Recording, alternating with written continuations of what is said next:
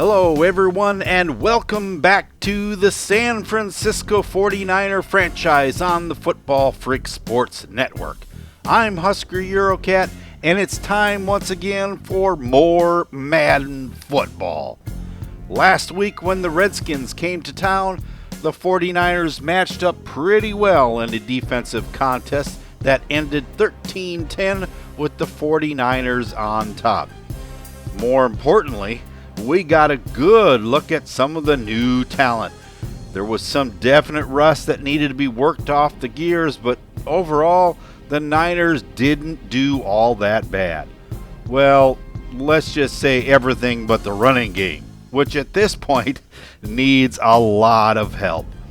If the Skins were any indication of the type of competition that we can expect, and I'm not sure that they are, we may have a good defensive team.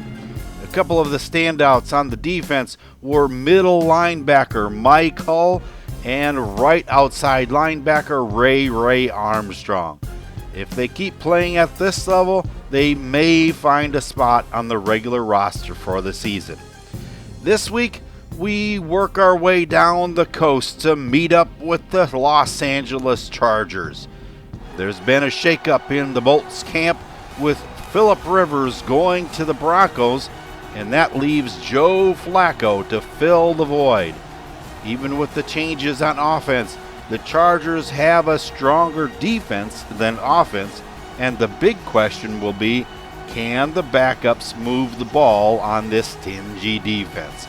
The starters may play briefly, but we should get a good look at some of the players trying to get a spot on the 49er roster. Let's see what the kids can bring as we get set for the 49ers and Dolphins on the Football Freak Sports Network. The Chargers start out the ball game with the ball, and from their own end zone, Travis Benjamin comes out and gets tackled before he reaches the 10-yard line. Now from the 9, Flacco back to pass and takes all day, and it's intercepted, and it's a pick six by Mike Hull. Intended for Hunter Henry. Mike Hull just jumps in front of that, gets the football, and runs into the end zone for the first score of the game for the 49ers. Now trying that again, and Gordon is stopped by Malcolm Smith. 2nd and 10. The pass is incomplete, popped loose by Corey White. 3rd and 10. Flacco back to pass, goes long, and it's knocked down by Mike Hull. So that gives the ball to the 49ers. Jerick McKinnon gets the call, and he is blown up in the backfield. Melvin Ingram on the stop.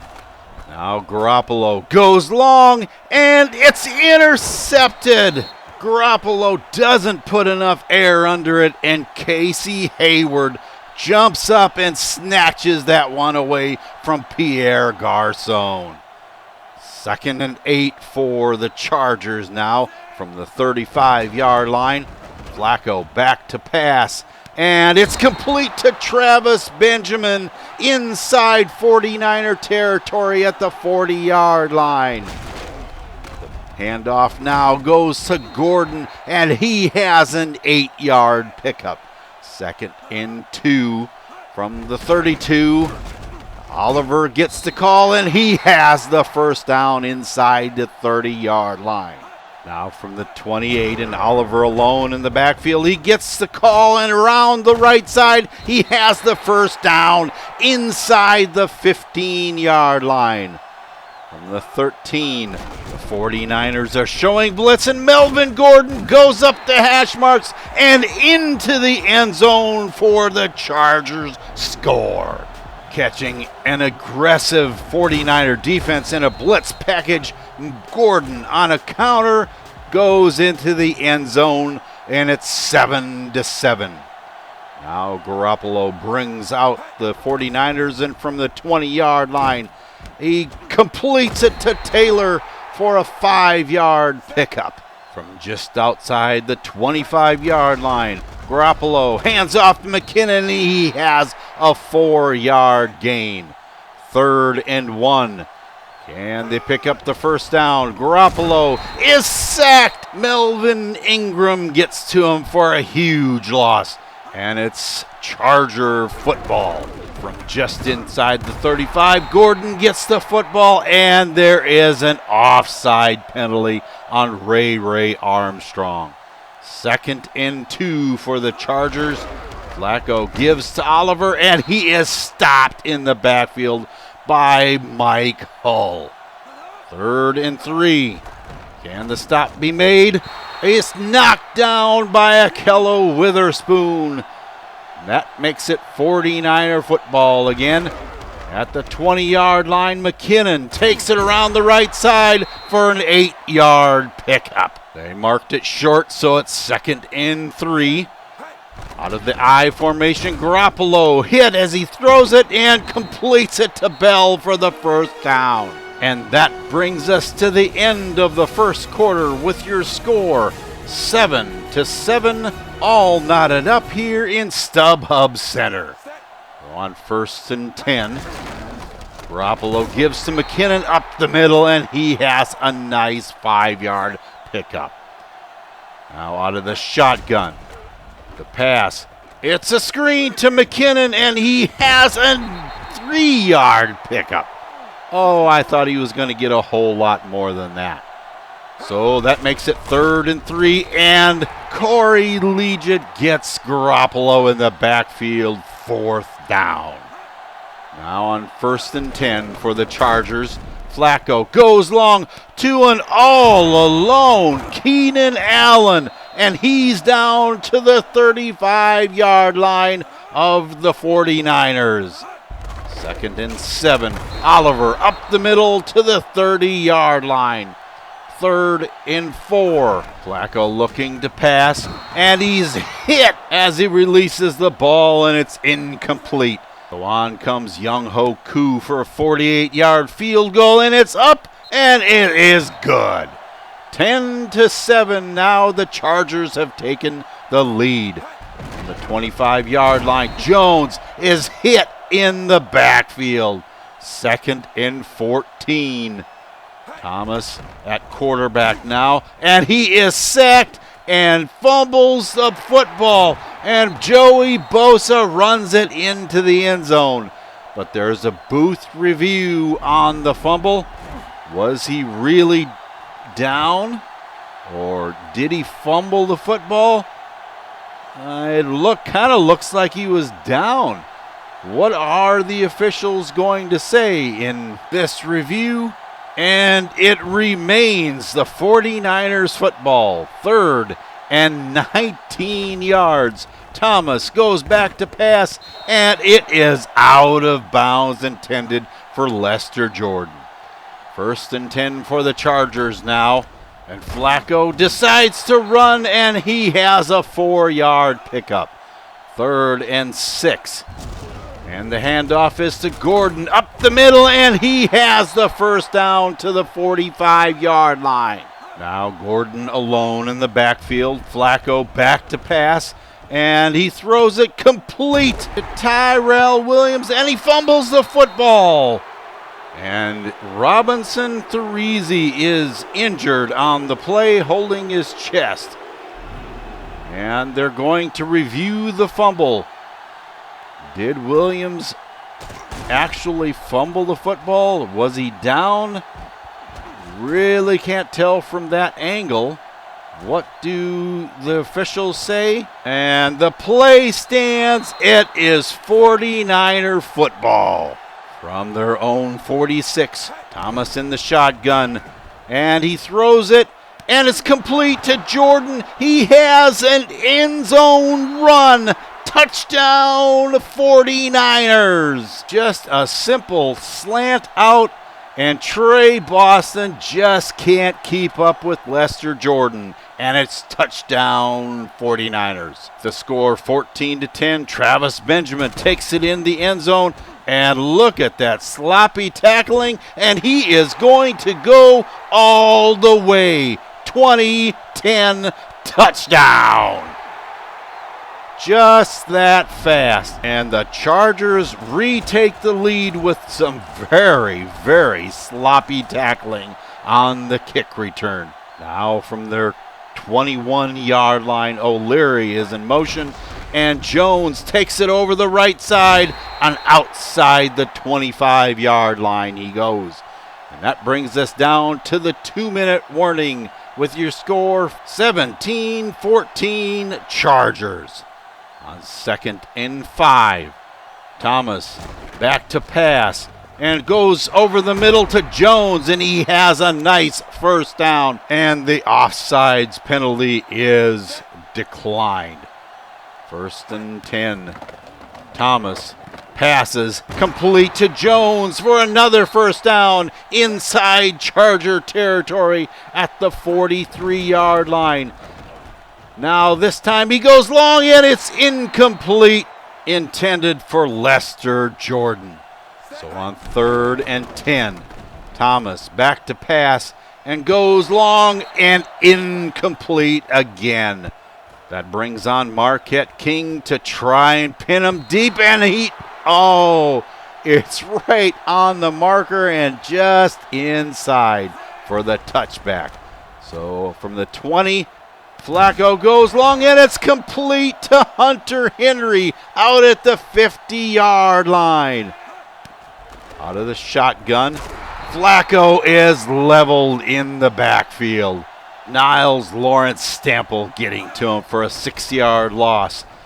And back to pass again, and he hits Williams at the 25 for another Charger first down. And up the middle goes Melvin Gordon, and he's inside the 30-yard line. 2nd and 3. Gordon again inside the 10 and down to the 7-yard line where they'll kick a field goal, 25 yards, and it's through the uprights. So that brings us to the end of the second quarter with your score 20-14 Chargers. Definitely more scoring in the first half than in last week's game, but for the 49ers, it seems to have been a big play first half and not the consistent and methodical control that you'd like to see on the field. 4 yards on the ground is absolutely nothing to write home about. Can we look forward to more big plays in the second half, or can the 49ers figure out this Charger defense? Welcome back to StubHub Center for second half action of our game between the Chargers and visiting 49ers. Before we get you out to the field for that action, let's find out what the coaches are thinking from Eurocat Baby. Coach Shanahan was very disappointed in his offensive ability to open up some holes for the backs to run through. And he said they're going to try some more motion to try to catch the Chargers off guard. He knew the Chargers' defense would be good, but not 4 yards on the ground good. He liked the play of middle linebacker Mike Hall with that opening play interception, but he said the defense needs to concentrate on stopping the Chargers' running game. He also said this is going to be a big test for some of the rookies and a good gauge of how good they are under pressure. Coach Lynn told me that he's really pleased with the play of his offensive unit here in the first half. Being able to move the ball on the ground is certainly a plus in any situation. The key, he feels, will be the intensity of the younger players as the game goes on. Will they be able to keep the focus and play at the top level is what he said that they'll be looking for. It isn't hard to improve on a 4-yard first half, but then again, we need to be concentrating on the fact that we're trying to look at new talent as well. Numbers aren't always the best gauge in these situations. Let's find out how the Niners do in the second half. With the Chargers kicking off for the second half, the kick goes off the side of his foot and into the Chargers bench. It was so short. Now from the 49-yard line, Thomas out of shotgun, rolls to his right, throws, and is well outside Lester Jordan's reach. 3rd and 10. Thomas in the shotgun again. It completes it to Jordan over the middle for the first down inside the 40. Now from the 37. Jones gets it and is inside the 35 for a 4-yard gain. And once again to the other side. And a first down to the 25-yard line. 3rd and 8 with an empty backfield. Thomas throws, and it's incomplete. That brings on Robbie Gold for a 41-yard boot and through the middle of the uprights. 20-17 now. Chargers are still on top. And the call goes to Oliver, and he has a nice run, some hard running, out to the 34 for an 8-yard pickup. And right tackle Jared Veldheer jump, and that will move the Chargers back 5 yards. 2nd and 7 from just inside the 30-yard line. Melvin Gordon gets the ball up the middle. Now it's 3rd and 3. And Eckler takes the ball and doesn't make the sticks. So that gives the ball back to the 49ers. And Juszczyk gets the call up the middle, and he fumbled the football. The defense recovers. Oh, no. Yeah, but we have a booth review. So we're going to take another look at this. We see Juszczyk getting hit there, getting spun around, and finally going over the top of cornerback Desmond King, then landing on his head. Is the ball already out? But the play is reversed, and the 49ers keep the ball. So on 3rd and 2, the ball is caught by Jones, and he almost breaks it for a touchdown. Now just inside Charger territory at the 49. The tackle is broken at the line of scrimmage, and Jones has a 3-yard gain. And James Anualu is down with a knee injury. 3rd and 7 for the 49ers. Thomas back to pass, goes over the middle, and it's intercepted. It looked to me like a desperation throw, and rookie Russell Dixon jumps up and snags that one out of the air. So it's 1st and 10 for the Chargers now from the 41-yard line. Gordon gets the ball and is tackled by Corey Jefferson. 2nd and 10.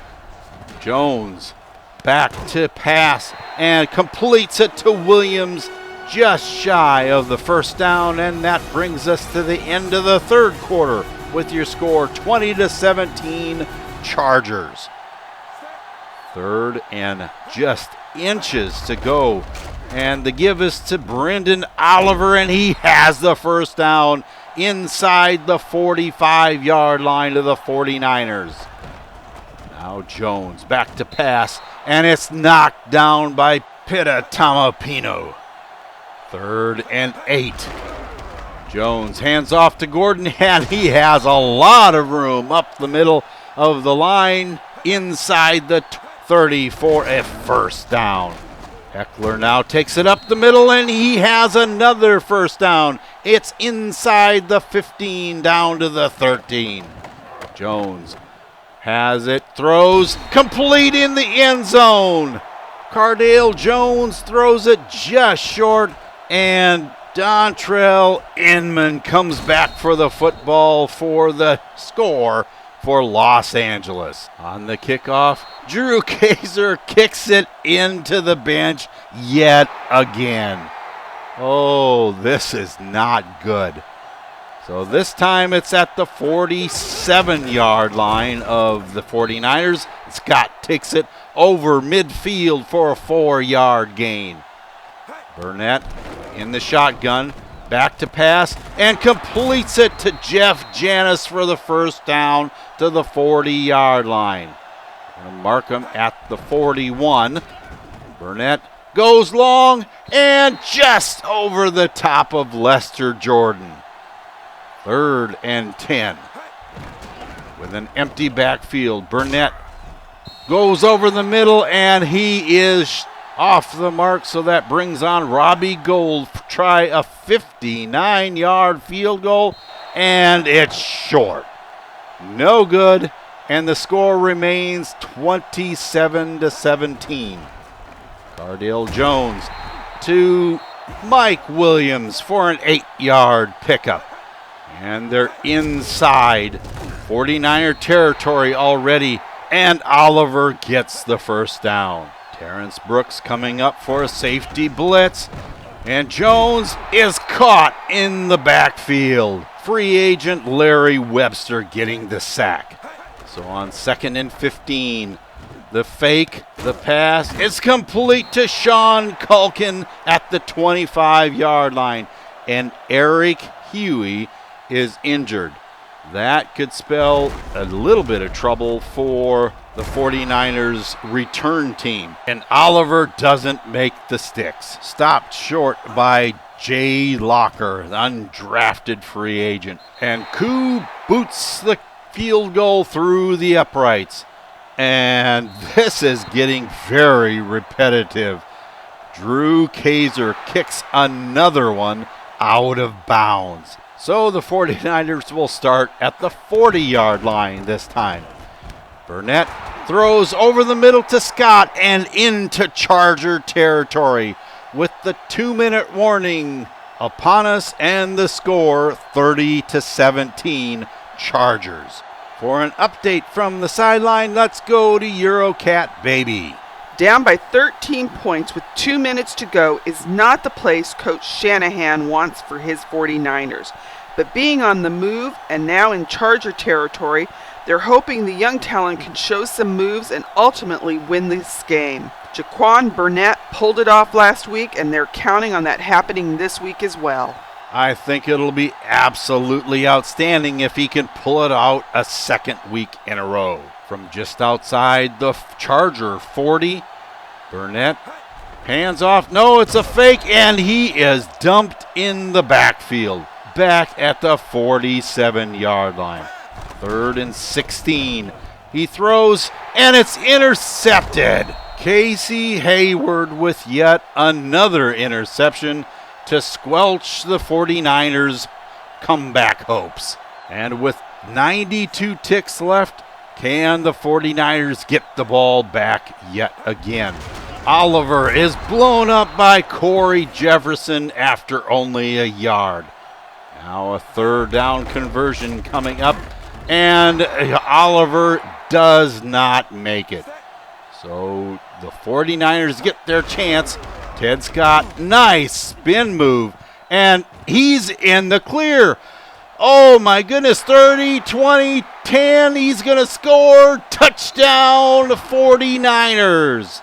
Look at this nice little spin move that breaks him out in the open, and he just follows his blocks and into the end zone for the score.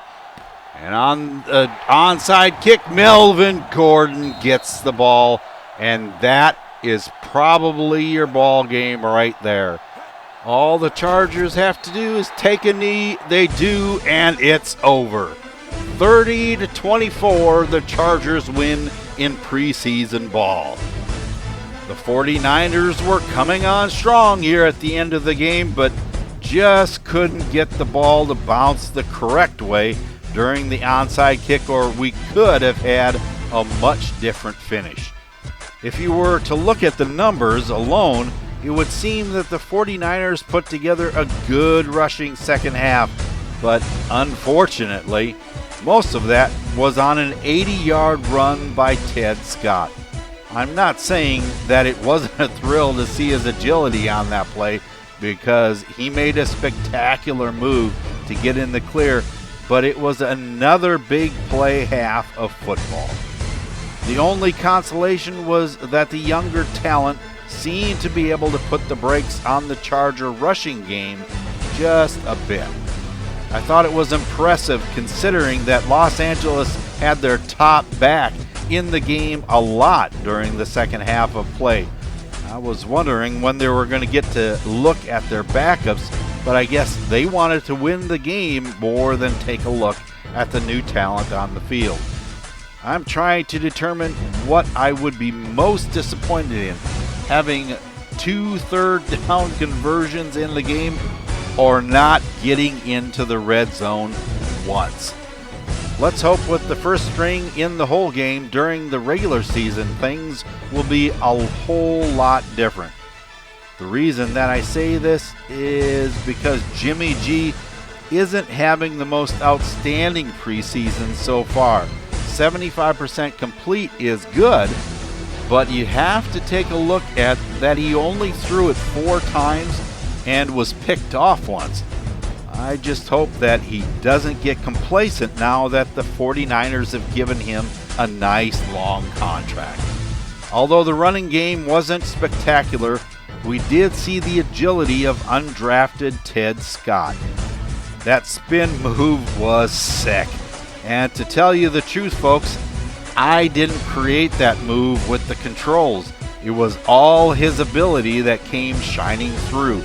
He has some great speed and acceleration once he does get in the clear, but I like his moves as well. Lester Jordan showed again why he's so valuable to this team. I like the fact that he's big and strong, but what was really impressive in this game is that although he only had 2 catches, look at his yak yards. I love having a receiver that can get an average of 16 yards after the catch.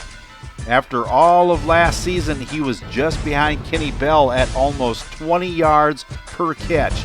I just hope that continues this season. I just wonder if San Francisco is going to move him to wide out instead of in the slot. On the defensive side of things, the undrafted rookie Corey Jefferson had an outstanding performance and is impressing the coaching staff here in San Francisco. You may ask, did middle linebacker Mike Hall do anything after making that pick-6 grab to start the game? Well, remember how I told you that numbers can be deceiving? It seems that he was pulled very shortly after that play, but not before he was able to make yet another tackle in the backfield.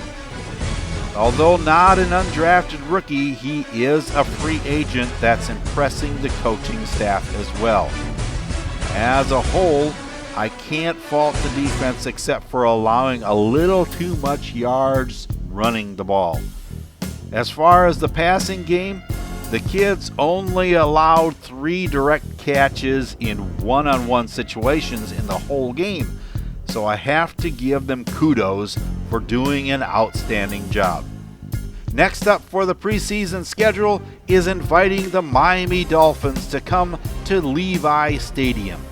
The Finns have acquired ex-Niner Alex Smith as their starting quarterback, backed up by Jay Cutler.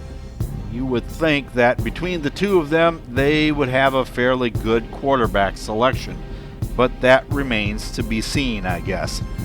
They still have Jay Ajayi out of Boise State, and that makes a tough rushing game. They really aren't doing all that good here in the preseason, but if they can get their passing attack untracked, they could be hard to handle. Once again, thank you for tuning into our preseason coverage of the San Francisco 49er franchise on the Football Freak Sports Network. Please keep in mind that if you enjoyed this video, leave a like so that others can enjoy it as well. And if you would like to be notified when there is a new one, simply subscribe by clicking on my icon at the end of the video. Until I see you back in Levi Stadium to see how we fare against the Dolphins, for Eurocat Baby and the rest of the crew here, this is Husker Eurocat saying so long for now, and have a good day, everyone.